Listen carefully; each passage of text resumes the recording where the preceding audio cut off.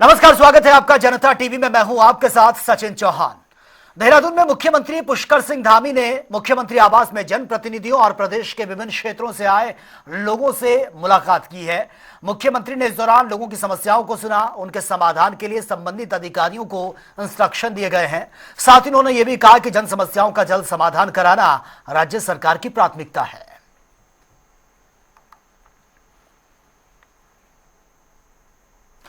चलिए आगे बढ़ते हैं बड़ी खबर के साथ। और हरिद्वार से यह बड़ी खबर सामने आ रही है। धर्म संसद प्रशासन के लिए बनी सबसे बड़ी चुनौती। रोक के बावजूद भी जूना अखाड़े में धर्म संसद यह खुली है और भड़काऊ बयानबाजी यहां पर हुई है। आयोजक ने पुलिस पर लगा दिए गुंडागर्दी के आरोप। हेट स्पीच पाई गई तो बड़ा एक्शन लिया जाएगा। पुलिस प्रशासन की तरफ से स्टेटमेंट भी सामने आया है। तो आयोजक ने पुलिस पर ही गुंडागर्दी के आरोप लगा दिए हैं। पुलिस प्रशासन की तरफ से स्टेटमेंट सामने आया है कि हेट स्पीच अगर यहां पर हुई तो एक्शन लिया जाएगा। तो आप ये देख सकते हैं, रोक के बावजूद भी जूना अखाड़ा की धर्म संसद यहां पर चल रही है। हालांकि इस पर रोक थी, लेकिन रोक के बावजूद भी यहां पर यह धर्म संसद चल रही है। आयोजक ने पुलिस पर भी गुंडागर्दी के आरोप लगा दिए हैं, क्योंकि पुलिस ये सब कुछ करने की परमिशन नहीं दे रही है। धर्म संसद को प्रशासन के लिए एक बहुत बड़ा चैलेंज ये बना हुआ है। पुलिस ने लाख कोशिश की रोकने की, लेकिन उसके बावजूद भी धर्म संसद यहां पर चल रही है और खुलकर भड़काऊ बयानबाजी भी यहां पर की गई है। चलिए आगे बढ़ते हैं एक और बड़ी खबर के साथ। और पिथौरागढ़ से यह बड़ी खबर सामने आ रही है। तवाघाट धारचूला नेशनल हाईवे पर भारी भूस्खलन हुआ है।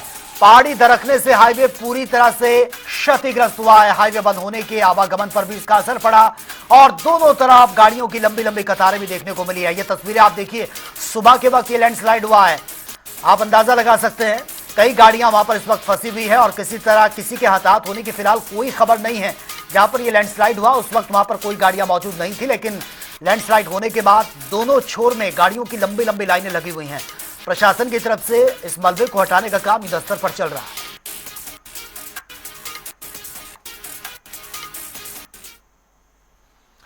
चलिए आगे बढ़ते हैं। भीमराव अंबेडकर को लेकर की गई आपत्तिजनक टिप्पणी पर विवाद बढ़ता जा रहा है। कांग्रेस कमेटी ने इस घटना की कड़ी निंदा की है और साथ ही स्मार्ट सिटी परियोजना पर भी कांग्रेस ने सवाल उठाए हैं, जिसमें पानी निकासी, अन्य बुनियादी सुविधाओं की कमी को भी उजागर किया गया। पार्टी ने नगर निगम को सुधार की सलाह देते हुए कहा, यदि व्यवस्थाएं ठीक नहीं हुई तो इसका खुलासा किया जाएगा। वहीं मेयर पद के लिए दावेदारों की संख्या भी बढ़ रही है और कांग्रेस ने यह वादा किया कि वो जिसे भी टिकट देगी उसे पूरी ताकत से समर्थन भी देगी।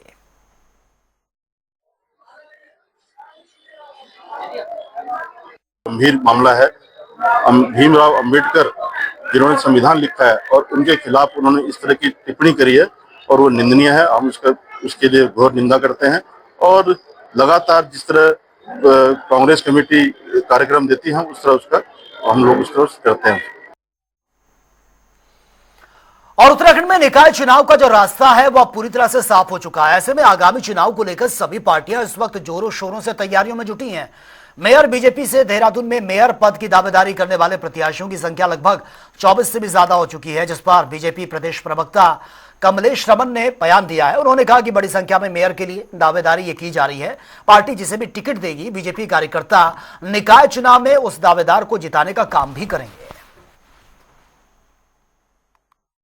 बिल्कुल, देखिए बहुत ही अच्छी बात है और क्योंकि राष्ट्रीय पार्टी है और राष्ट्रीय पार्टी में अगर प्रत्याशियों की लिस्ट की फहरिस्त लंबी नहीं होगी तो फिर किसकी होगी। तो मुझे लगता है कि बहुत ही अच्छा है और संगठन का विस्तार इतना बड़ा स्वरूप ले चुका है, तो उसमें अगर प्रत्याशियों की लाइन लंबी है तो इसमें कोई आश्चर्यजनक बात नहीं है। और बहुत अच्छी बात है कि सभी प्रत्याशी कर्मठता के साथ में संगठन को मजबूत करने का काम करते हैं और भारतीय जनता पार्टी में जिसको भी टिकट मिलेगा, जिसको भी शीर्ष नेतृत्व प्रत्याशी के रूप में मैदान में उतारेंगे, उसके साथ सभी कार्यकर्ता लग करके उसे जिताने का काम करेंगे।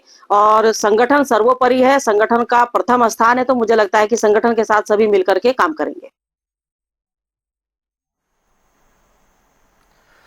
चलिए आगे बढ़ते हैं। प्रदेश में होने वाले निकाय चुनाव के लिए कांग्रेस पार्टी बड़ी संख्या में नेताओं की दावेदारी पेश करने में जुटी हुई है, जिस पर महानगर कांग्रेस कमेटी के अध्यक्ष डॉक्टर जसविंदर सिंह गोगी ने जानकारी देते हुए कहा है कि मेयर पद के लिए अब तक 16, वहीं नए आरक्षण के बाद करीब 300 पार्षद पद के लिए यह प्राप्त हुए हैं। देखिए, राहुल जी पे एक तो झूठे मुकदमे करे जा रहे हैं। मामला क्या है, अमित शाह जी ने एक बयान दिया बाबा साहब के लिए और ये इतिहास इस बयान को याद रखेगा कि बाबा साहब सिर्फ एक व्यक्ति नहीं है, वो एक महान व्यक्तित्व है। और इतिहास में जिस हम लोकतंत्र और संविधान की बात करते हैं तो बाबा साहब की देन है, और हिंदुस्तान उन्हें कभी क्षमा नहीं करेगा जो उन्होंने बाबा साहब का अपमान किया है। हमने रोज अपना रोज उतारे हैं, इसलिए हमने पुतला दहन किया है और उनको नैतिकता के आधार पर इस्तीफा देना चाहिए। चलिए आगे बढ़ते हैं। केंद्रीय गृह मंत्री अमित शाह की बाबा साहेब डॉक्टर भीमराव अंबेडकर पर की गई टिप्पणी को लेकर देश भर में इस वक्त जमकर विरोध प्रदर्शन हो रहा है और इस विवाद को लेकर खटीमा में एससी समाज के लोगों ने जमकर विरोध प्रदर्शन किया। गुस्साए लोगों ने केंद्रीय मंत्री अमित शाह से उनके बयान पर माफी मांगने के लिए कहा है कि अमित शाह को माफी मांगनी चाहिए या फिर वो अपने पद से इस्तीफा देते हैं। अब हमें देश में हम सबको एक होने की जरूरत है। हम बैठे ना एक ही जगह स्थिर रहें, एक हो जाइए। हमारी समाज की और हमारे हित की और हमारे हक की लड़ाई है, सभी को एक होना चाहिए। गृह मंत्री जी ने काफी सम्मानित पद में बैठे हमारे देश के गृह मंत्री अमित शाह जी ने भरी संसद में इतना शर्मनाक बयान दिया है। अमित शाह जी ने बोला है कि आजकल ट्रेंड चल रहा है भारत में कि अम्बेडकर अम्बेडकर अम्बेडकर। अगर लोग उन्होंने कहा कि अगर अम्बेडकर जगह लोगों ने भगवान का नाम लिया तो उनको स्वर्ग नसीब हो जाता। जी हमें स्वर्ग में जाने की जरूरत नहीं है, हमारा स्वर्ग यही है, हम इसी स्वर्ग में ठीक है। आप विकास की बात करें, पढ़ाई की बात करें, शिक्षा की बात करें, इस तरह से शर्मनाक बयान ना दें। आप देश के गृह मंत्री है, प्रथम नागरिक है, आप देश के गृह मंत्री होम मिनिस्टर के रूप में आप जाने जाते हैं। इतना शर्मनाक बयान आपके मुंह से शोभा नहीं देता है। अमित शाह जी को इस्तीफा देना चाहिए।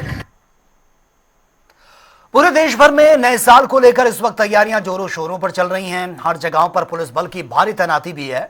वहीं अगर बात करें पहाड़ों की रानी मसूरी की, तो नए साल को लेकर मसूरी में विंटर लाइन कार्निवल में पर्यटकों के लिए हर तरह की व्यवस्था यहां पर की जा रही है। चौक चौराहों से लेकर हर जगहों पर सीसीटीवी कैमरे लगाए जा रहे हैं। और इतना ही नहीं, पुलिस प्रशासन शटल सेवा और साथ ही गोल्फ कोर्ट संचालित करने में इस वक्त जुटा हुआ है ताकि पार्किंग व्यवस्था को जल्द से जल्द शुरू किया जा सके।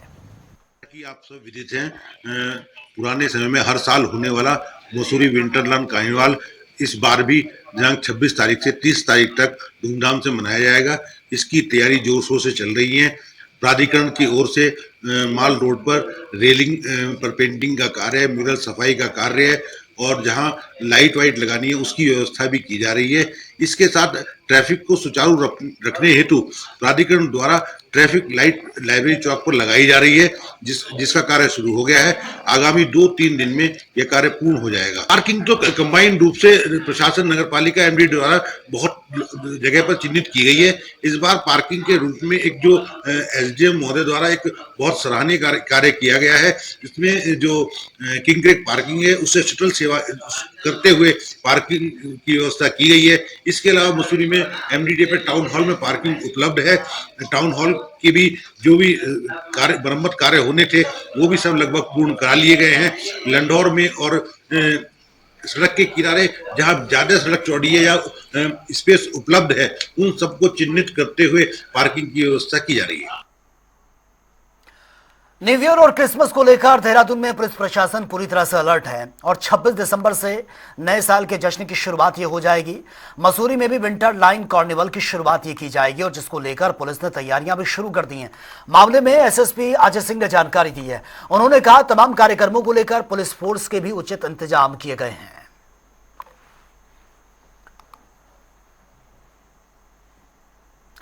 चलिए आगे बढ़ते हैं। प्रदेश में शीतकालीन यात्रा की जो तैयारियों को लेकर पुलिस प्रशासन अलर्ट मोड पर नजर आ रहा है। यात्रा को सुरक्षित बनाने के लिए शीतकालीन यात्रा में भारी मात्रा में पुलिस बल की तैनाती की गई है। इस मामले पर आईजी गढ़वाल ने जानकारी दी है। उन्होंने कहा कि संवेदनशील इलाकों को चिन्हित किया जा रहा है ताकि आने जाने वाले श्रद्धालुओं को किसी भी तरह की कोई भी परेशानी ना हो।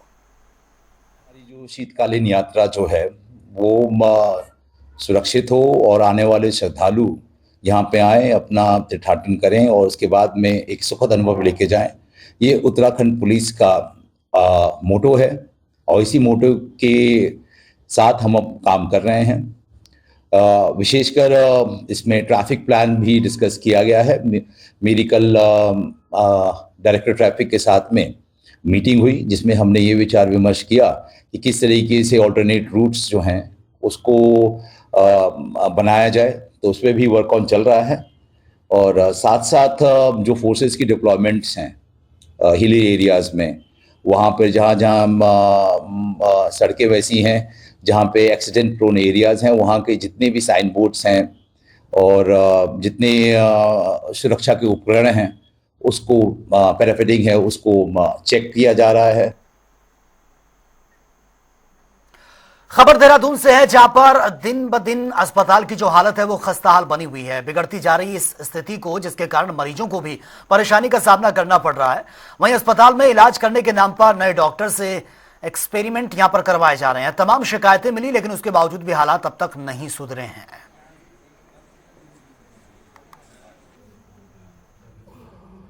कम्युनिकेशन की कमी है यहाँ पर। जैसे जो एम्बुलेंस वाला मरीज जो बताया गया है वो पीआरओ के कहने पर भी और ईएमओ के कहने पर भी मरीज को अंदर नहीं लाए और अपने आप आईसीयू चले गए, जहाँ उन्हें कोई बेड नहीं दिखा तो फिर वो दूसरे अस्पताल ले गए या घर ले गए। इसमें तो ये बात हुई है। तो जहाँ तक है कि लोग अपने आप ही चीज़ों को अपने हाथ में लेने की कोशिश करते हैं। तरीका ये होता है कि मरीज को लाके ईएमओ के पास दिखाना होता है। ईएमओ वहाँ से सारी व्यवस्थाएं करते हैं कि किस विभाग में मरीज जाएगा, किस डॉक्टर के अंदर भर्ती। और पूरे देश भर में नए साल को लेकर तैयारियां इस वक्त जोरों शोरों पर चल रही हैं। हर जगह पर पुलिस बल की भारी तैनाती है। वहीं बात अगर पहाड़ों की रानी मसूरी की करें तो नए साल को लेकर मसूरी में विंटर लाइन कार्निवल में पर्यटकों के लिए हर तरह की व्यवस्थाएं यहां पर की जा रही हैं। चौक चौराहों की बात करें, हर जगहों पर इस वक्त सीसीटीवी कैमरे लगाए जा रहे हैं। और इतना ही नहीं, पुलिस प्रशासन शटल सेवा और गोल्फ कोर्स संचालित करने में जुटा हुआ है ताकि पार्किंग व्यवस्था को जल्द से जल्द शुरू किया जा सके। आप सब विदित हैं, पुराने समय में हर साल होने वाला मसूरी विंटरलैंड कार्निवाल इस बार भी दिनांक 26 तारीख से 30 तारीख तक धूमधाम से मनाया जाएगा। इसकी तैयारी जोर शोर से चल रही है। प्राधिकरण की ओर से माल रोड पर रेलिंग पर पेंटिंग का कार्य है, म्यूरल सफाई का कार्य है और जहां लाइट वाइट लगानी है उसकी व्यवस्था भी की जा रही है। इसके साथ ट्रैफिक को सुचारू रखने हेतु प्राधिकरण द्वारा ट्रैफिक लाइट लाइब्रेरी चौक पर लगाई जा रही है, जिसका कार्य शुरू हो गया है। आगामी 2-3 दिन में यह कार्य पूर्ण हो जाएगा। पार्किंग तो कंबाइंड रूप से प्रशासन नगर पालिका एमडी द्वारा बहुत जगह पर चिन्हित की गई है। इस बार पार्किंग के रूप में एक जो एसडीएम महोदय द्वारा एक बहुत सराहनीय कार्य किया गया है। इसमें जो किंग क्रेक पार्किंग है उससे शटल सेवा करते हुए पार्किंग की व्यवस्था की गई है। इसके अलावा मसूरी में एमडीडी पे टाउन हॉल में पार्किंग उपलब्ध है। टाउन हॉल के भी जो भी कार्य मरम्मत कार्य होने थे वो भी सब लगभग पूर्ण करा लिए गए हैं। लंडौर में और सड़क के किनारे जहां ज्यादा सड़क चौड़ी है या स्पेस उपलब्ध है उन सबको चिन्हित करते हुए पार्किंग की व्यवस्था की जा रही है। तो चलिए अब बात होगी तमाम खबरों की फटाफट अंदाज में। हरिद्वार में पुलिस ने की बड़ी कार्रवाई, 2 युवती समेत 5 लोग गिरफ्तार। सोशल मीडिया पर फॉलोवर्स बढ़ाने के लिए आपत्तिजनक कंटेंट तैयार करते थे। हरिद्वार में पुलिस ने की है बड़ी कार्रवाई, जानलेवा स्टंट करने वाले 5 लोगों को गिरफ्तार किया। विकासनगर में हुआ भीषण सड़क हादसा, पिकअप गाड़ी अनियंत्रित होकर ट्रैक्टर ट्रॉली से जा टकराई। हादसे में 9 लोग गंभीर रूप से घायल, हॉस्पिटलाइज्ड। उत्तरकाशी में पुलिस और एसओजी को मिली है बड़ी सफलता, भारी मात्रा में चरस के साथ एक अभियुक्त गिरफ्तार। रुड़की में डीएम ने तहसील दिवस पर फरियादियों की सुनी फरियाद, फोन न उठाने वाले अधिकारियों में होगी एक्शन, जल्द शिकायतों का निस्तारण करने के आदेश। उत्तरकाशी में पुलिस का नशा मुक्त अभियान लगातार जारी, चौपाल लगाकर ग्रामीणों को जागरूक किया गया। नशे के चलते दिलाई गई नशा विरोधी शपथ। मसूरी में नगर स्वास्थ्य अधिकारी को किया गया है कार्य मुक्त, आए दिन मिल रही थी शिकायतें। डीएम देहरादून ने नियमों का उल्लंघन करने पर उठाया यह ठोस कदम। काशीपुर में आईटीआई पुलिस ने किया चोरी का खुलासा, 3 आरोपियों को पुलिस ने किया गिरफ्तार। लाखों की कीमत के फ्लैक्सी रोल भी बरामद किए। उत्तराखंड की ब्रह्मकमल टोपी छत्तीसगढ़ में आयोजित जनसंपर्क के महाकुंभ में बनी आकर्षण का केंद्र। पीआरएसआई ने छत्तीसगढ़ के उप मुख्यमंत्री विजय शर्मा का ब्रह्मकमल की टोपी पहनाकर सम्मान किया।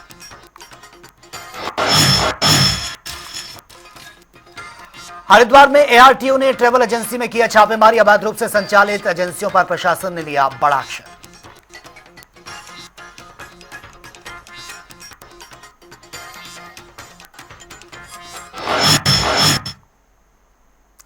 चलिए आगे बढ़ते हैं। उत्तराखंड के मुख्यमंत्री पुष्कर सिंह धामी का बड़ा बयान सामने आया। जनवरी 2025 से प्रदेश में समान नागरिक संहिता लागू हो जाएगी और इसके लिए सभी तैयारियां पूरी कर ली गई हैं। इस तरह उत्तराखंड आजादी के बाद से इसे लागू करने वाला पहला प्रदेश भी बन जाएगा। लेकिन वहीं कांग्रेस ने सरकार के इस फैसले को हवाई बता दिया है। यह रिपोर्ट देख लेते हैं।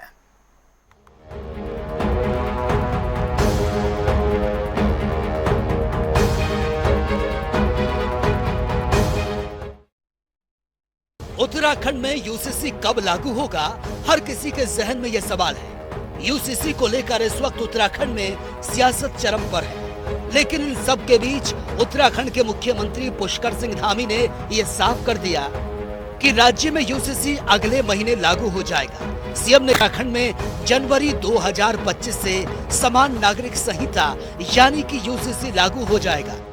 यूसीसी ड्राफ्ट कमेटी के द्वारा 18 अक्टूबर 2024 को यूसीसी की नियमावली शासन को दे दी गई है, हमें प्राप्त हो गई है और उस पर कार्रवाई गतिमान है। विधि विभाग और हमारा विधायी और न्याय विभाग के द्वारा उसका परीक्षण कर लिया गया है और इसमें घर बैठे ही बहुत सारी सुविधाएं, बहुत सारे एप्लीकेशंस घर ही पर जो है उनके लोगों को, जो ज़रूरतमंद लोग हैं उनको मिलने वाले हैं। और इसके लिए जो ट्रेनिंग है वो ट्रेनिंग जारी है, 1 माह के अंदर ट्रेनिंग पूरी हो जाएगी। और हमने ये तय किया है कि जनवरी माह में, जनवरी 2025 में पूरी तरफ से हमारे सारे कार्मिक भी, सारी उनकी ट्रेनिंग भी पूरी हो जाएगी, सभी प्रकार की तैयारियां पूरी हो जाएंगी और हम इसको लागू कर देंगे। उत्तराखंड आजादी के बाद समान नागरिक संहिता लागू करने वाला पहला प्रदेश बन जाएगा।